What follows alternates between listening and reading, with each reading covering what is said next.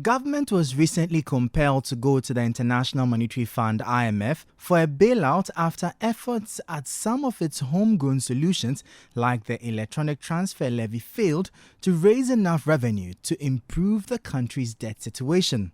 The levy, for instance, was reported to have only raised about 10% of the target set by the government for the period since its inception. After a couple of meetings with members of government and some stakeholders, the IMF has reaffirmed its commitment to support Ghana following the conclusion of its visit to the country. Many were eager to hear from the Vice President on the government's move. He explained that the country's alarming energy sector debt is a major contributor to the woes of the country. So we had direct COVID-19 expenditures amounting to 12 billion Ghana cedis.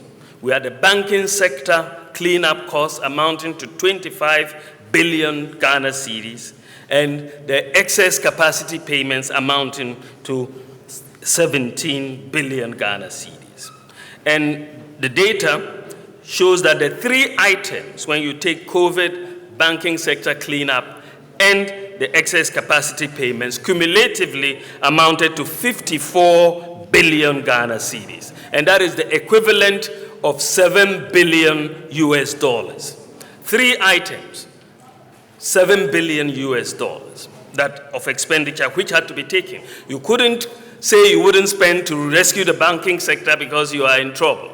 The economy will collapse. You couldn't say you won't pay excess capacity payments because you have power outages.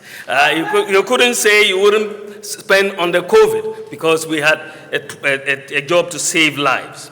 But how do these debts collectively affect Ghana's debt to GDP ratio? Without the 54 billion debt for the three exceptional items, the COVID-19, the financial sector cleanup, and the energy sector excess capacity payments, Ghana's debt to GDP would be within the sustainability thresholds of some 68% instead of the 76.6% at the end of 2021. Ladies and gentlemen, following the Russia-Ukraine war, energy and food prices skyrocketed globally. For many advanced economies, inflation reached 30 and 40-year highs. Inflation in Ghana has increased to 29.8% in June 2022. Global supply chains were disrupted and shipping costs increased by over 1,000%. Economic growth slowed down.